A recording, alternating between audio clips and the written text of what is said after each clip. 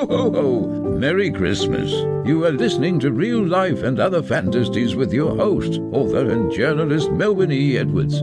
He is definitely on the nice list this year.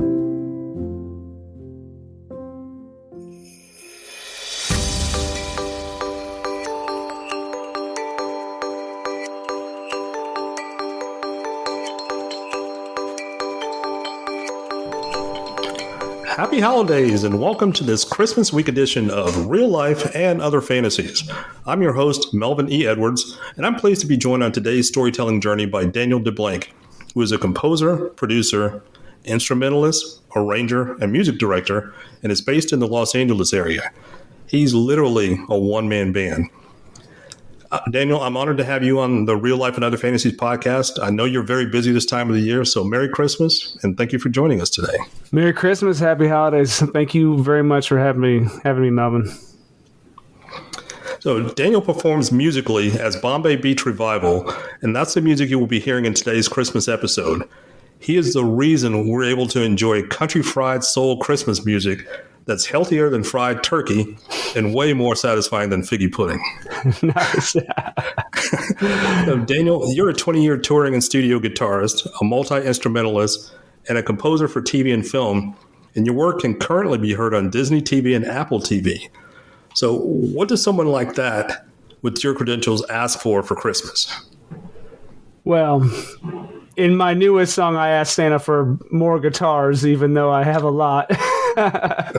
But, and honestly, all I really want for Christmas this year is my kids to kind of appreciate giving and not receiving, and a little bit of a warmth and peace in a really crazy world. And, it's a great time of year to make music and to share music. And I'm currently actually helping my kids' school prepare their holiday concert, and that's a lot of fun. So that'll be a good gift for me, is to hear kids sing I Want a Hippopotamus for Christmas out of tune. It's gonna be great. Well, with you as a music producer, I'm sure their music program is going to be way above every other elementary school kid in that area. It may take some time, but I think so.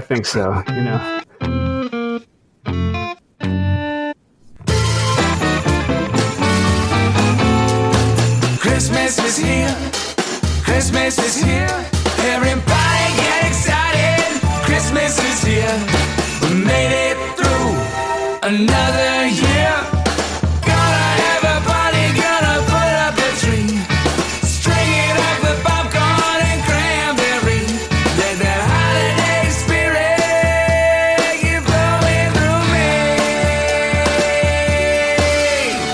Santa Claus, what you gonna bring me? Hopefully a new guitar. I know I got so many. Santa Claus, bring my baby nice thing. Bring my family Christmas magic and I love your blessing. We'll be giving and sharing the season. Find that magic while still believing.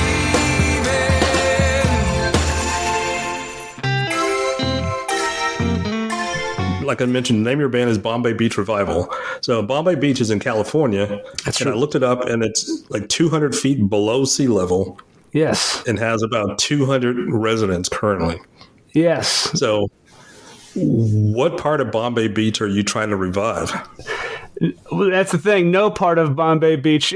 I think that's why I picked it. It is a very strange place. It's a wasteland just past Indio, California, which essentially just past Palm Springs. So in the 50s, utilizing some federal funds, a group in California flooded this place called the Salton Sea. If you look at a map of California, which most people don't do, there is a giant body of water just past Palm Springs. That's the Salton Sea. And so, like I said, in the 50s, they flooded it and made it huge. They surrounded it with Vegas-level resorts. and brought in movie stars and, celebrities. And it was a huge deal. And one of the shores was Bombay Beach. And within 6 years, the runoff from the Colorado River had failed, and the Salton Sea shrank and shrank. And all the resorts, all the things that were built, the communities, they slowly just rusted and withered away. And so now it is kind of a symbol of, overreaching big money opulence, and the people who stay there are very charming. They're characters. John Waters is kind of famous for loving the Salton Sea, and you can go out to the Salton Sea at any given time during the year, and there'll be varying levels of rotten tilapia, because in the wintertime the salt sea will fill up with an environment that tilapia somehow can survive in, and then it slowly dries out under the sun, leaving just beaches and beaches of fish bones. And it is a spectacular, spooky place. Some days it stinks because of the salt. And we, my wife, my friends, we spent a lot of time in Palm Springs and have for 20 years. There's like a magic out there, and the Salton Sea and Bombay Beach are kind of a strange place, because despite the energy, the good energy that I think exists out there, there's this weird, rusty monument to poor planning. And like I said, people who tried to do too much without doing enough research.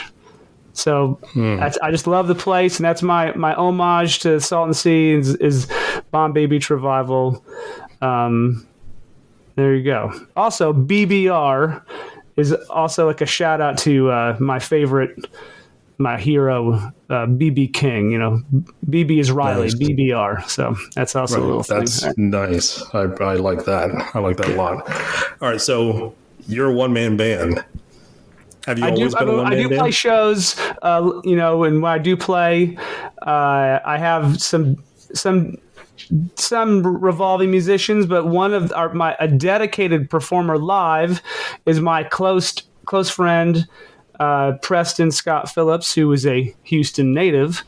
Nice. And he always plays with me. He's been in all my other bands for 20 years, and he's, I kind of had the courage to start making this, this music, which I call country fried soul, because I could trust Preston as a person who understands where I'm coming for with this deeply honest music, and he's a great player. So shout out to Preston. He's also a street photographer here in LA. So if you check him out on Instagram, Preston Scott, takes cool pictures too. In addition to being amazing, I have to check that out. And he's from Houston, and one of my great grandfather's name was Preston. Yeah. So we get that connection too. All right. So you mentioned BB King. So who are some of your other musical influences? Well, I think musical influence, there's different stages. As a kid, my dad played lots of Motown records. So I loved Otis Redding and Marvin Gaye, and then so growing up I had that. My mom was a kind of classic Beatles person, but she also had a weird love for Carmen and some classical music. So there, as I got older, obviously, I got a guitar because I saw Jimi Hendrix on PBS. And so that was life changing, and I think that his music really spoke to me as kind of like a messed up suburban kid.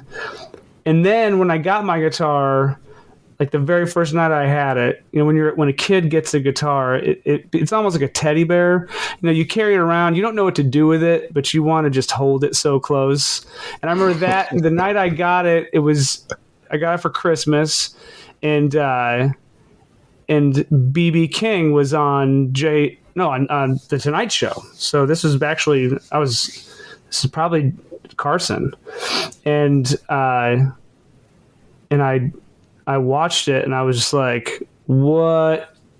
There's something different, loving Hendrix is like such a bigger thing. It's like he's putting on such a strange performance. He's trying to be a freak. He's trying to be counterculture. He's trying to be doing all this stuff while also making very beautiful music.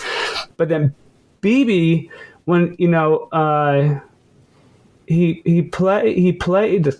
didn't play like any of the big hits. I think he played it over and over again, which is a 60s track, and I just it speaks to you on a very different level. I don't know, and then I secretly at that moment was like, I don't want to sing like Jimi Hendrix. I want to sing like Otis Redding and BB King, and then I started playing more, got a band, and strangely I took a 6 or 7 year tangent as a purely classical guitarist, and then classical guitar is kind of what brought me to LA. And then as soon as I got here, I knew I didn't want to. I came out here to do advanced graduate work in classical music, and I knew instantly when I got to LA, I'm like, well, I got here, so now I can quit all this nonsense and go join a band, and that's what I did. And then in those first few years I was out here, I'd made a lot of more modern progressive indie rock music, because it was like academic like classical music, but still guitar driven. And I met my wife through that, and it was a good time. But then after doing that for a lot of years, and I had kids, I had to kind of step back, and I was going to be during the daytime the primary caregiver, and that's when I started writing all of the stuff that became Bombay Beach Revival. It's the first record I put out is called Another Soul, and it's like a close-up of my daughter's face, and I love to sing to her, and I just started writing these tunes. They started out very Stax-ish. The first record's very. I made it kind of like lo-fi and kind of grungy, and then the tracks have really progressed from there. And I use BBR to just kind of filter my emotions in their purest, honest form, which is it's a mishmash of soul and of blues music, a hint of country. I have a track I put out this summer called "It's Gonna Rain," and I kind of made that for Preston. It's got trap beats on it. It's got he loves Houston. Like I should have worn my Trill hat, but it all comes to, I just focus. Style and music you can focus to in different around the genre. So that's kind of the thing. And even to this day, like I still practice, I still like slow down BB King records, and then I obviously there's a bunch of other great players in that vein that I kind of champion on Twitter, like Magic Sam and Otis Rush. Those are Chicago guys that they really were the blueprint for European players to become millionaires. So those are a big influence on me too. Yeah, I think I told you at some point on Twitter that, excuse me, that Freddie I'm related by Lightning Hopkins and Albert Collins. Yeah, that's right. So you like the I was trying to scroll through my Twitter feed looking for that reference, and I couldn't find it because the website's just complete nonsense at this point. But yes, I did the same thing with yours. Yeah, and unfortunately, I wasn't really into that kind of music, and I was young, so I wasn't really curious. So I missed the opportunity. Like Lightning Hopkins died when I was like 14 or 15 years old, and I didn't even know who he was until he died. Yeah, I heard my mom talking about. She called him Cousin Sam, and so she would talk about Cousin Sam, and then I heard other people talk about Lightning Hopkins, and it wasn't until he died that I was finally put the two together that it was the same person. Yeah, it's so cool. I mean, he's just a legend. Literally on the news when they were doing his obit, he said, Houston music legend Lightning Sam Hopkins passed away today, and then the light bulb went, oh, that's the same person. I didn't realize that. Yeah. No, I've tried to catch up since then. I mean, Lightning, a lot of those guys, they became popular with like this just giant population of human beings on this earth that had no access to them as personal living humans, unless it was at big concerts or festivals. And, you know, and also it's funny with blues and early rock and roll music, Lightning Hopkins, just complete trailblazer, deserves a crown of king of rock and roll ahead of a lot of other people. And they all just get like lumped into West Coast. They a lot of these Texas guys get put with the West Coast blues movement, which was kind of fast and up and jazzy, and because a lot of them toured between Texas and LA, and it's, you know, and I try to share history and information on the internet about those type of players are just so good. Well, I definitely appreciate it. Such a huge effect on everybody. I mean, yeah, we don't want their legacy to die. It won't, so, as long as I'm alive. So I appreciate that. So I'm curious, writing songs you mentioned for your daughter and having a new song out, sort of as a tribute to your friend Preston. Have you ever heard a song, any era, and just think, man, I wish I'd written that song? So many. I think that Manic Depression by Jimi Hendrix is to this day, it is just such a, you know, crazy song that many people can just identify with. You know, he's just talking about how he's clinically depressed, and he does it in this just bizarre 12/8 style. Like, it's not like a rock song. It's like, it swings. If he hadn't had Mitch Mitchell playing drums, I'm not sure it would ever have worked. That's a song I would have loved to have written.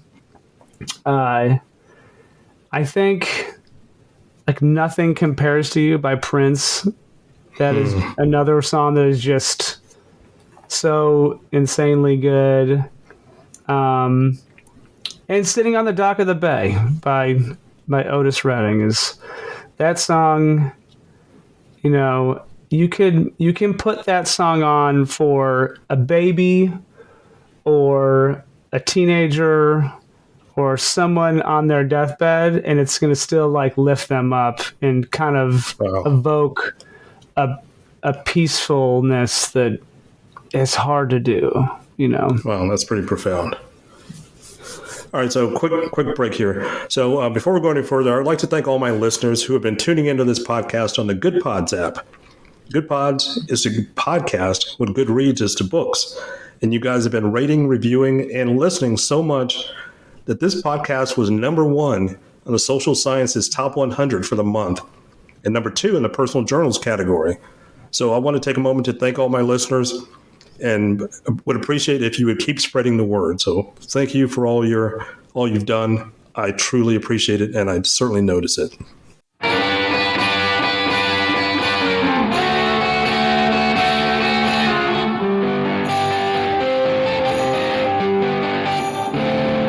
I'm dreaming of a white Christmas, just like the ones I used to know, where the treetops glisten and children listen to you. All right, so back to my questions for you, Daniel. Excuse me. So I met you on Twitter, and we chatted about baseball as much as we did about music. That's right. But you're out there in the LA area, so I'm wondering, how would you react if the Dodgers invited you to perform the national anthem at a game next year. And then Oh, the second part of the question is, would you perform the anthem like Whitney Houston did, Marvin Gaye, or Jimi Hendrix?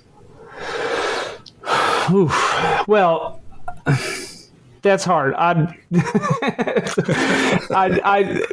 Whitney obviously may have. God, they're also good. You know what? I could only honestly perform it as myself, which would be, it's a tough song to do live, but I would probably do something that is in more of my style, like something a little bit slower, a little grittier, but still big. I can really belt it. So, yes, but I can. Yeah, I would love to do it like any of those people, but and what's funny is each of them were doing a different. I mean, I feel like Jimmy was, when he played the anthem, he was doing it for the sadness of America. He interjected taps for all the young people that were dying in Vietnam, and then Whitney, I think that her performance had a joy of her own. Like, just, I feel there was a moment in her life where she was like, "Oh yeah, I am a good singer, and this is powerful." And then with Marvin Gaye, I think that when he was singing the national anthem, it was just kind of like, I don't know. I think Marvin Gaye was he was all those things. He was trying to be the soul of America. He was trying to be sexy. But he also thought about everything. He had the weight. He had a heavy weight on his shoulders, And so yeah, short story long. Sorry. So that's okay. So the short answer is you'd be Daniel. That's who you would be in the performing. Yeah, any musician, all you can be is yourself. You spend your life searching for your own voice. So have you ever thought about doing the national anthem? Yeah, I made one. I made I made one after Trump got elected, and I kind of tried to make it like kind of like a Stax Motown vibe that was like still funky and soulful, but had like an undertone of political perspective. But I ended up writing a different song in the end called "The Devil There Beside You," and so I just didn't do and I feel like at the time, just like everyone in my family was fighting, I didn't want to just cross-reference anger, so I just got down to what I really thought. Just put that up. Yes. All right, so here's another question that I just recently started asking my guests, and I sort of tipped you a little bit that I would be asking it. I don't know why I didn't ask it from the very beginning of the show when I started in August, but maybe I'm just slow. So I'm asking it now. So the name of the show is Real Life and Other Fantasies. So I'm asking you, what real life situation happened to you that would seem the most like a fantasy or make-believe to somebody who didn't experience it? Oh, this was easy, hands down. It's December of 2011. Before I had kids, December was kind of quiet time, less shows, there's a lot less production going on. The hustle kind of calms down. And on Facebook, I see a buddy who posts something like, "Hey, is anybody available for like a short tour, a weekend sub for A-lister? Hit me up." So I hit him up, and he's a monitor tech. So he was on a tour. He said, "Hey, do you have a visa or do you have a passport?" And I said, "I don't, but I can get one in 48 hours." He's like, "Okay, get one and then call me back." So I go get I rush passport overnight, pay all this money. He's like, "All right,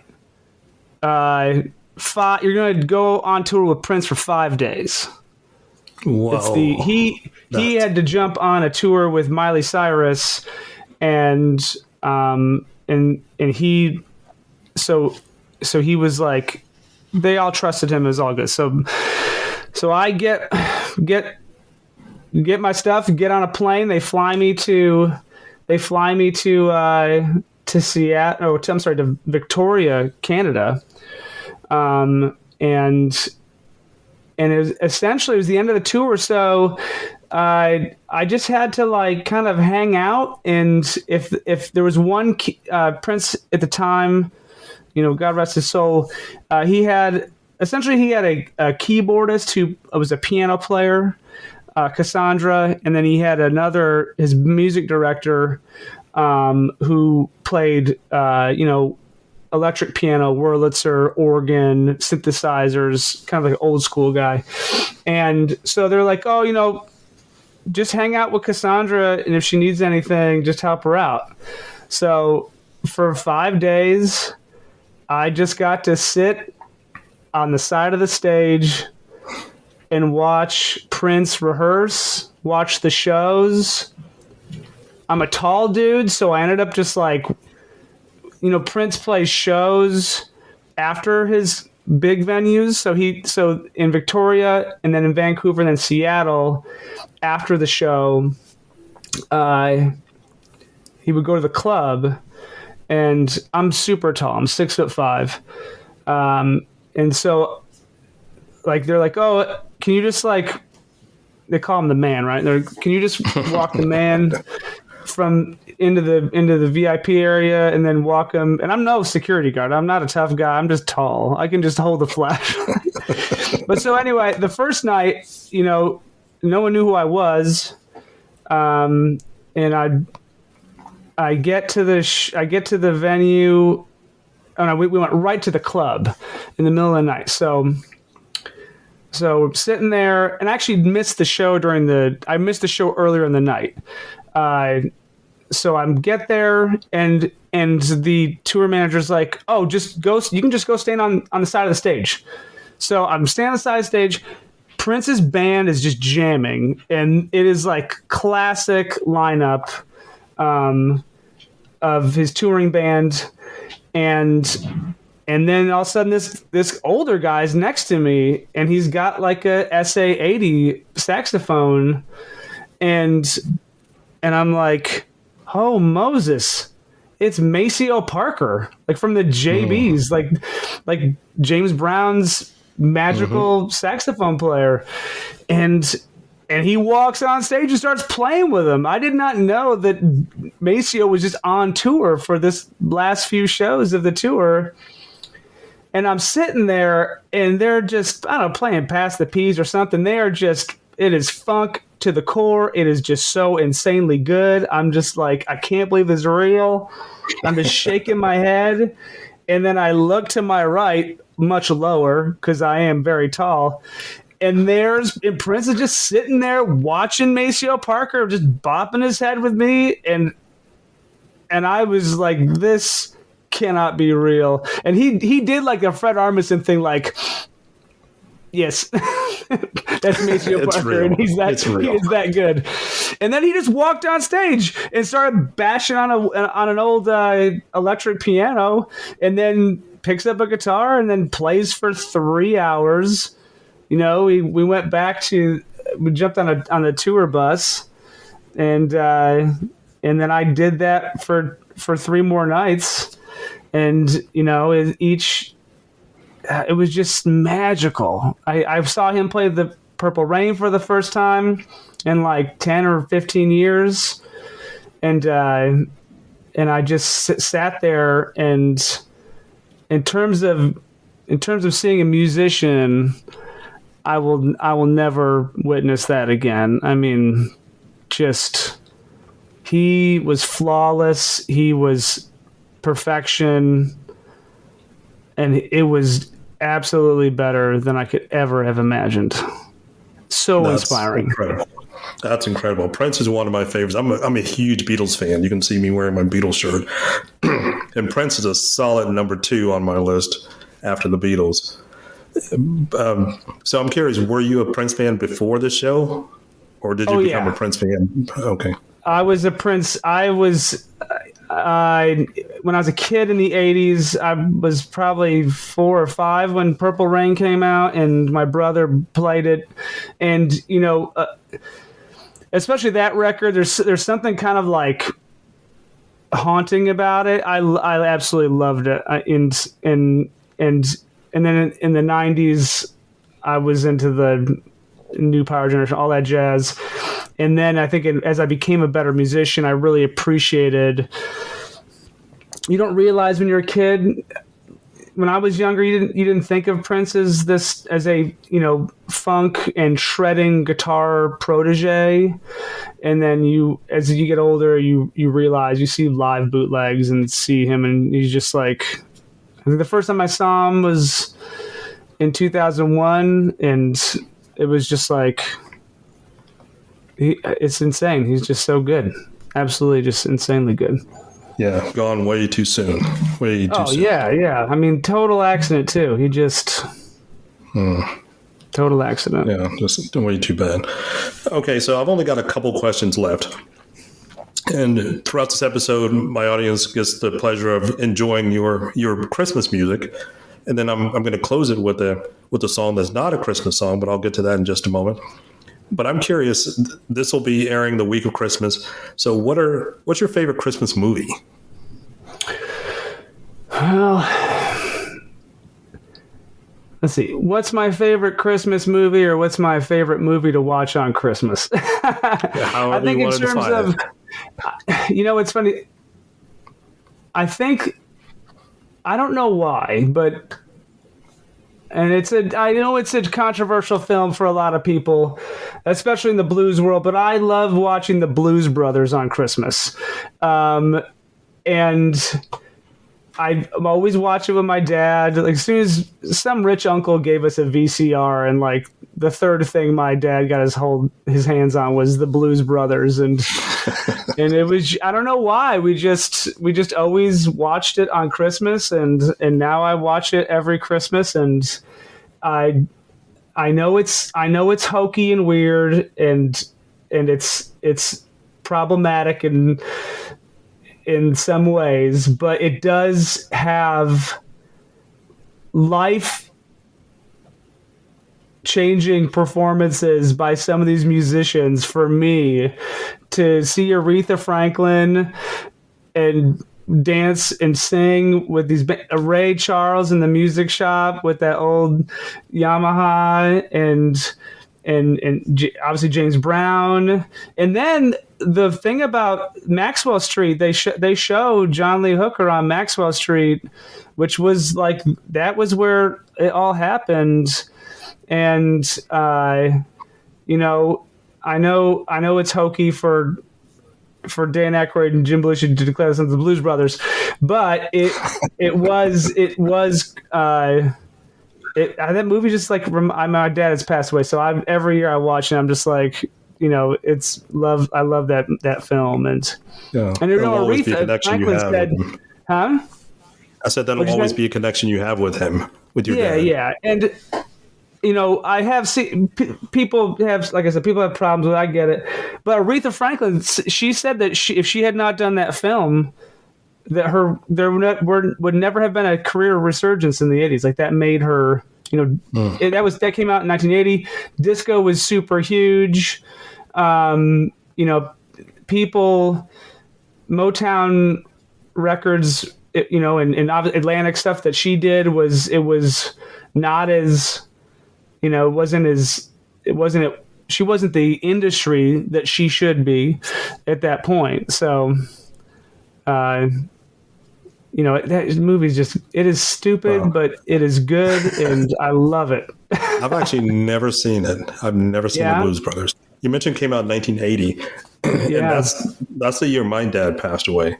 And I was 13 years old at the time, so obviously that turned my whole world upside down. So entertainment was not high on my to-do list that summer. But I don't know why I haven't seen it in the subsequent years. Maybe I'll see it this year, just based on your recommendation. I'm really curious. I mean,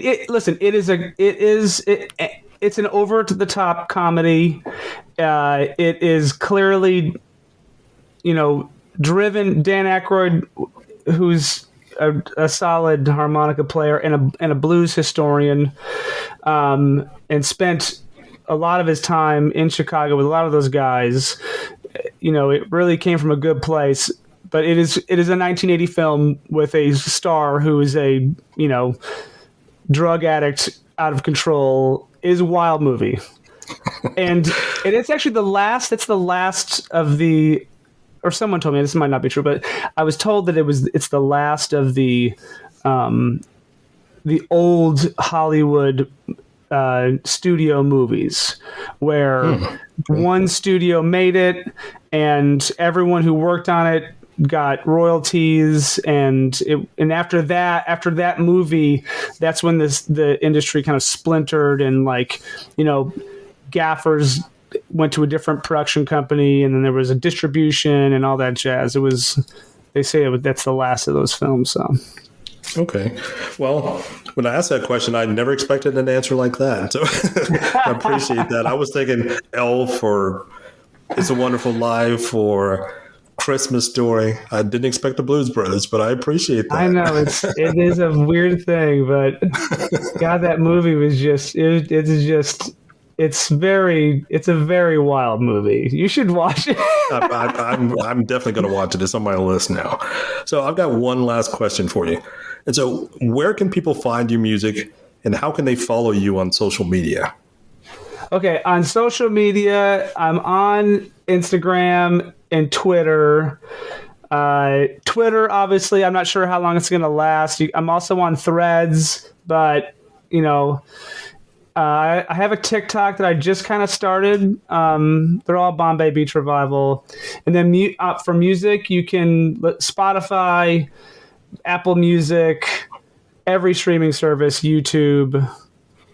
So there you go. And then, yeah, if you BBR Tunes have been in a bunch of stuff like Empire and movies, and then nice. I've done some stuff on some, like I said, Disney Plus show, and then there's a show coming out on Apple TV called Bad Monkey, and there's a bunch of me playing that. It's a detective show starring Vince Vaughn. Okay. So. Okay, so I will also include your links in the show notes. Cool. When this show comes out just before Christmas.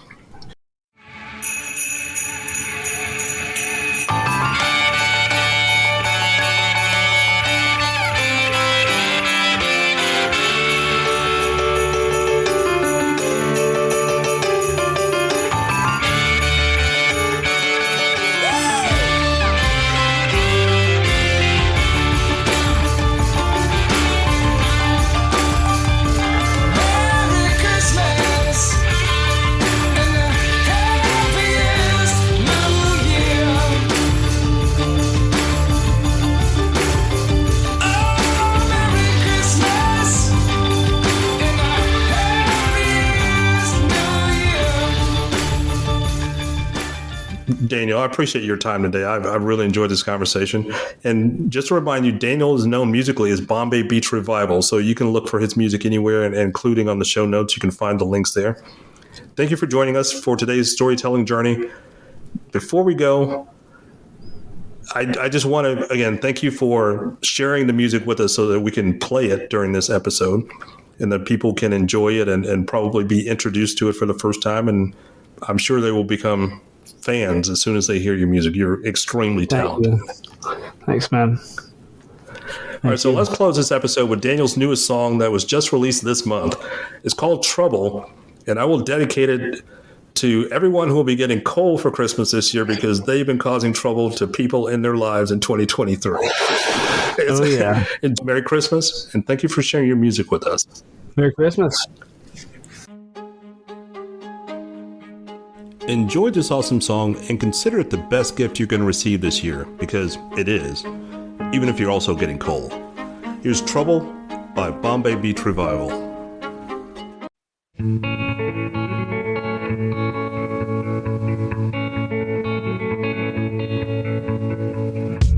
a man with a restless soul. Trouble's my companion, it takes its toll. I walk a road of twists and turns. Whatever